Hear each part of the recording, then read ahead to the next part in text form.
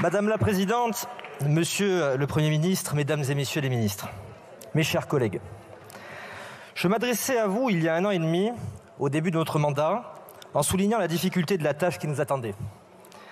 Je vous faisais part d'une conviction, celle selon laquelle nous vivons un instant décisif de la vie de notre pays.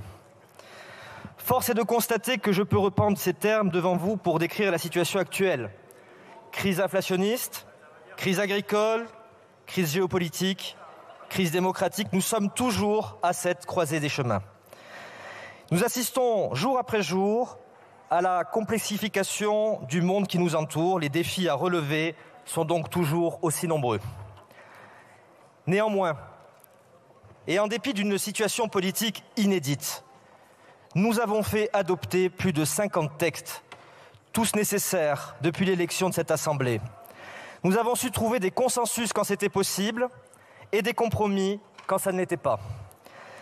Les années qui viennent ne seront utiles au pays que si nous fixons un cap clair.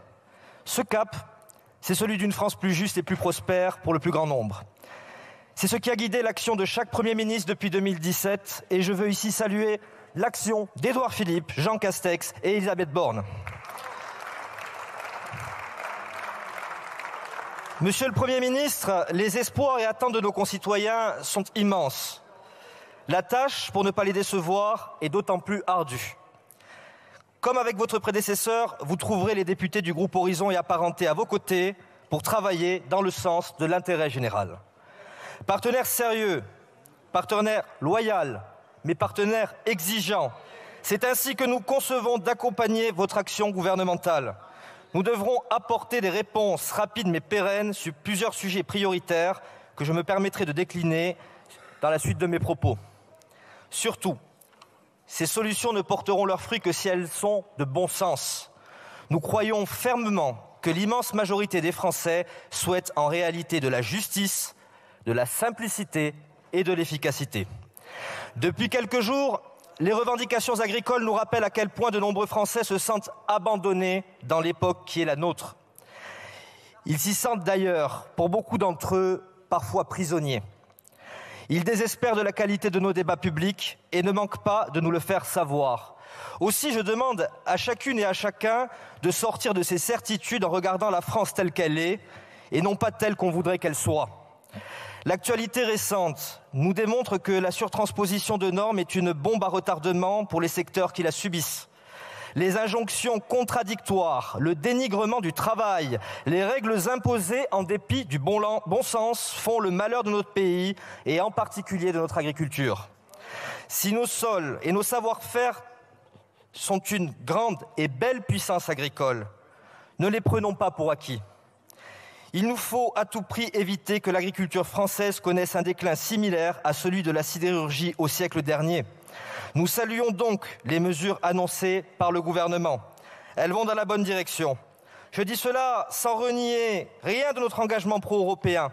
Nous voulons bien sûr une Europe qui s'affirme davantage sur la scène mondiale, une Europe au service de ses citoyens, mais aussi une Europe qui ne crée pas de contraintes excessives ni de concurrence déloyale. La question de la juste rémunération de nos agriculteurs pourrait d'ailleurs se poser dans d'autres domaines. Le travail doit payer, c'est une question de bon sens, et c'est même l'un des fondements de notre contrat social. Je pense à ceux qui cumulent les heures de travail, parfois les emplois, et n'arrivent pas à boucler les fins de mois.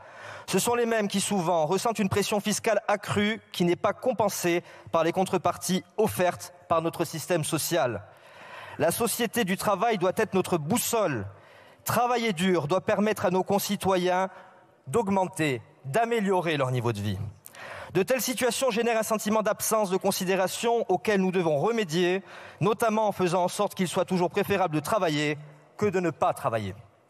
Cette considération, il faut qu'elle soit la même à Paris, aussi bien qu'à Carbone, à Sevran ou à Ajaccio, en garantissant un accès aux services publics, en luttant contre les déserts médicaux, en désenclavant les territoires par une offre de mobilité adaptée et en assurant ordre et sécurité pour chacun. La mobilité, c'est de pouvoir changer de lieu d'habitation et de ne pas subir une forme d'assignation à résidence. Or, la crise du logement est là et elle n'épargne personne. Elle concerne d'abord l'accès à la propriété avec des acheteurs potentiels qui font face à une hausse des taux d'intérêt et, dans le même temps, une baisse des crédits accordés par les banques. Initialement créé pour répondre à ce besoin, le logement social ne tient plus sa promesse républicaine. C'est donc une double peine pour la majorité de nos concitoyens qui sont exclus des logements sociaux, tout en étant confrontés à des prix sur le marché libre bien au-delà de leurs capacités. En un mot, la crise du logement nous oblige à une réponse rapide, globale et de long terme. Faire preuve de bon sens, c'est aussi investir pour l'avenir, pour notre jeunesse, en poursuivant nos efforts au service de l'éducation. Nos professeurs sont aujourd'hui mieux rémunérés et nous sommes rentrés dans une nouvelle ère face au harcèlement scolaire, celle de la tolérance zéro. Mais beaucoup reste à faire, en particulier sur le plan du respect de l'autorité de cette institution et du corps enseignant. Je sais, Monsieur le Premier ministre, votre attachement à ce ministère qui fut le vôtre. Là encore, vous pourrez compter sur nous. Cette capacité à voir loin pour nos enfants se traduit aussi par la prise en compte de l'urgence écologique dans l'ensemble de nos politiques publiques. Le cycle des événements climatiques extrêmes s'accélère et trouble la quiétude des habitants de notre pays. Aux côtés du ministre Christophe Béchu, nous prônons une écologie pragmatique, fondée sur le réalisme et toujours de bon sens. En matière climatique comme ailleurs, nos arbitrages devront prendre en compte le sentiment d'étau dans lequel se sent pris une grande partie de nos concitoyens. Nous devons être attentifs aux conséquences qu'auront les hausses inéluctables des factures énergétiques et environnementales à venir. Les prochains textes que nous serons amenés à voter devront prendre cette réalité en compte et permettre à la France de tenir son objectif de neutralité carbone à horizon 2050. Au-delà de la protection de la planète et de la biodiversité, je veux rappeler notre engagement pour la protection des Français. En matière militaire, de justice et de sécurité, 3 lois de programmation historiques ont été votées par le Parlement en un an. Elles dotent notre pays d'une trajectoire claire concernant le fléchage des dépenses dans des champs régaliens stratégiques sur plusieurs années. Modernisation de nos armées, plus de recrutement dans la justice, plus de forces de l'ordre sur le terrain, c'était là des attentes de longue date du peuple français. Nous veillerons également à la poursuite de notre politique fiscale et à la mise en œuvre dès 2025, comme vous l'avez annoncé, Monsieur le Premier ministre, de la baisse de 2 milliards d'euros d'impôts pour les classes moyennes afin que le travail paye. Pour paraphraser Jacques Chirac, la feuille de paix ne doit pas être l'ennemi de l'emploi. De là seulement naîtra la compétitivité, l'innovation et donc la prospérité. Les députés du groupe Horizon et Apparentés resteront toutefois vigilants sur le fait que chaque dépense soit financée afin de mettre un terme à la croissance de la dette publique et ainsi préserver notre souveraineté budgétaire et financière.